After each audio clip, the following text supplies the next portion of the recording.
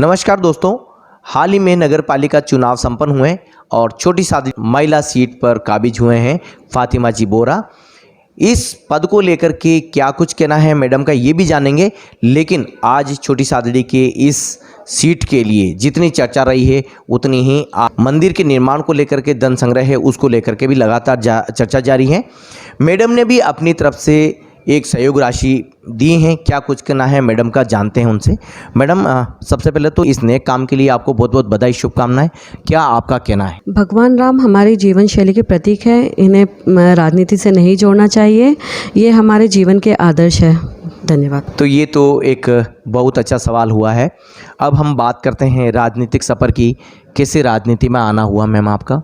सर्वप्रथम तो मैं हमारे नेता एवं राजस्थान सरकार के माननीय मंत्री महोदय श्रीमान उदयलाल जी आंजना का शुक्रगुजार करती हूँ।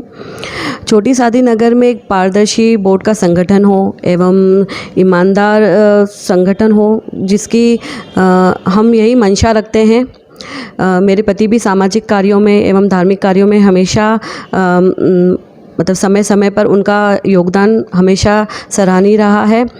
तो ये गांव के कुछ वरिष्ठ नागरिक हैं और वार्ड के जो वरिष्ठ लोग हैं उनका सहयोग मिला, उनका मोटिवेशन मिला कि इस बार छोटी सादी नगर पालिका में जो महिला पद के लिए चुनाव हुए हैं तो उन्होंने मुझ जैसी सामान्य गृहिणी को मतलब विश्वास दिलाया कि अगर आप ये पद पर कार्यरत हो जाते हैं तो छोटी सादड़ी के नगर में विकास करना मतलब संभव है। तो विकास की गंगा बहाई जाएगी, बिल्कुल बहाई जाएगी। पहला लक्ष्य तो यही है, विकास करना, छोटी सादी नगर को आधुनिक बनाना, यहाँ की नगर व्यवस्था को भी पूर्ण रूप से भ्रष्टाचार मुक्त करना है। क्या बात है। 5 साल में ऐसा काम करेगी कि इस नगर को भ्रष्टाचार से मुक्त कर सकें, ऐसा फातिमा जी का कहना है। बात को आगे बढ़ाते हैं। मैम, आप खुद महिला हैं और जब इस पद पर आप आसीन हैं तो महिलाओं के लिए क्या सोचती हैं, किस तरह का डेवलपमेंट होना चाहिए इन 5 सालों में और क्या कुछ नया भी होना चाहिए? नगर के विकास के लिए महिलाओं का योगदान तो हमेशा रहता ही है, पर ये योगदान आगे निखर के आए तो जैसे कि अभी स्वास्थ्य है, स्वास्थ्य को लेके हो गया और महिलाओं की मूलभूत सुविधाएं हो गई, बालिकाओं के शिक्षा के लिए हुआ, सेल्फ कॉन्फिडेंस उनका जो निखर के नहीं आता है, मतलब मतलब है पर वो निखर के नहीं आता है, तो उनके लिए हम लगातार कोशिश करते रहेंगे कि महिलाओं की जो भी शिक्षा के लिए आगे उनके विकास के लिए कार्यरत रहेंगे। तो ये तो आपका महिलाओं के लिए कहना है, लेकिन अभी आजकल चर्चा में है आत्मनिर्भर भारत। महिला भी अपने कामों को लेके आगे आ रही हैं, कहीं उनको रोजगार का जरिया भी बन रहा है। जो पुश्तैनी व्यवसाय होते थे वो अब लोग ज़्यादा अपना रहे हैं। स्वावलंबी बनने की बातें आती हैं तो उन बातों को ध्यान में रखते हुए मतलब महिलाओं की स्वावलंबन की बातों को ध्यान में रखते हुए प्राथमिकता रहेगी, जो महिलाओं की, बालिकाओं की जो प्राथमिकता रहेगी उन पर ध्यान दिया जाएगा और उस पर कार्य किया जाएगा। मैम, आप इलेक्शन से ठीक पहले तो घर के कामों में बिजी थे, अचानक से ये कैसे क्या हुआ, ये कैसे संभव हुआ? आपके पतिदेव से किस तरह का आपको सहयोग मिला, किस तरह से मोटिवेशन मिला? मेरे पति तो हमेशा से ही समाज के लिए सहयोगरत है, हमेशा समाज के कार्य के लिए, धार्मिक कार्य कह लीजिए।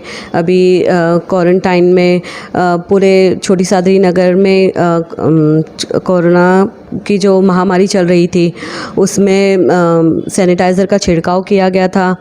तो यही सभी बातों से मतलब मुझे मोटिवेशन मिला कि जहाँ मेरे पति छोटी सादड़ी नगर में सभी सामाजिक कार्यों में आगे हैं तो क्यों ना मैं भी उनका साथ देकर छोटी सादड़ी नगर में सभी कार्यों के लिए आगे आऊँ। बात करते हैं नगर के विकास की। वैसे तो आपने मोटे तौर पे सभी बातें बताई है, लेकिन 5 सालों में आपका क्या स्टेप मेन रहेगा? पहले तो नगर की सफाई व्यवस्था सुचारू रूप से चलाना, फिर स्वास्थ्य व शिक्षा संबंधी सभी चीज़ों में सभी विस्तार से उनका योगदान करना और नगरवासियों को स्वच्छ पेयजल मिले और नगर पालिका के कार्यों को शीघ्रतापूर्वक संपन्न हो जाए। किसी भी व्यक्ति को नगर पालिका के ज़्यादा चक्कर ना लगाने पड़े और नगर में भाईचारे व स्नेह का वातावरण हो और सभी नगरवासियों में सभी जातियों एवं धर्मों का आदर होना चाहिए। मैम, एक अहम सवाल, नगर के कामों की मॉनिटरिंग के लिए आपका क्या प्रयास रहेगा? कैसे आप उस पर नज़र बनाए रखेगी? नगरवासियों की समस्या की मॉनिटरिंग का एक वक्त तय किया जाएगा। उदाहरण के लिए मैं आपको बताती हूँ, जैसे कि किसी का मृत्यु प्रमाण पत्र बनना है तो समय सीमा निर्धारित होगी। जैसे 3 दिन में इस व्यक्ति का मृत्यु प्रमाण पत्र बनना है तो वो 3 दिन में ही बनेगा, 3 दिन से चौथा दिन वो नहीं होगा। इस तरह की मॉनिटरिंग होगी। ये एक अच्छा प्रयास है। किसी भी काम को लंबित न रखने के लिए मैडम अपने स्तर पर इस नगर की समस्याओं का मॉनिटरिंग करेंगी और चाहे वो डॉक्यूमेंट की बात करें या इन काम को लेकर के बात करें, वो लगातार मॉनिटरिंग के तहत पूरे किए जाएंगे। मैम, आजकल काफ़ी हाईटेक ज़माना है, छोटी सादड़ी में भी कहीं सीसीटीवी नहीं है। तो देखिए दोस्तों, लगातार हम फातिमा जी से बात कर रहे हैं। मैम, एक सबसे बड़ी बात आती है नगर की सुरक्षा की। शहर के हर गली चौराहे पर कैमरे लगे, सीसीटीवी कैमरे लगे और तीसरी आंख लगातार नज़र रखे इस शहर की सुरक्षा के लिए। आप क्या सोचते हैं? नगर के सभी मुख्य स्थलों, धार्मिक स्थलों पर सीसीटीवी कैमरे लगाने का प्रयास करेंगे हम। विकास की कई बातें होती है, लेकिन मैडम 5 साल में इस नगर के विकास को लेकर के और क्या कुछ कहना चाहती हैं, हम जानते हैं उनसे। मैम, और क्या कुछ रहेगा आपका प्रयास? छोटी सादड़ी नगर पालिका में किसी भी कार्य के लिए चक्कर नहीं लगाने पड़ेंगे, ना ही उनके साथ कोई भ्रष्टाचार होगा। ये जो सभी कार्य हैं, हमारे माननीय मंत्री महोदय श्रीमान उदयलाल जी आंजना की कल्पना के स्वरूप ही विकास में कार्य होगा। रोजगार के लिए भी बात आती है। चेयरमैन अपने स्तर पर कई प्रयास करते हैं, क्या आपके द्वारा भी ऐसे कोई प्रयास हो सकते हैं इस पालिका बोर्ड में? आने वाले समय में युवा रोजगार के प्रयास करूंगी। लड़कियों की सुरक्षा के लिए जो भी हो सकेगा मुझसे, वो मैं प्रयासरत रहूंगी। तो दोस्तों, ये थे फातिमा जी।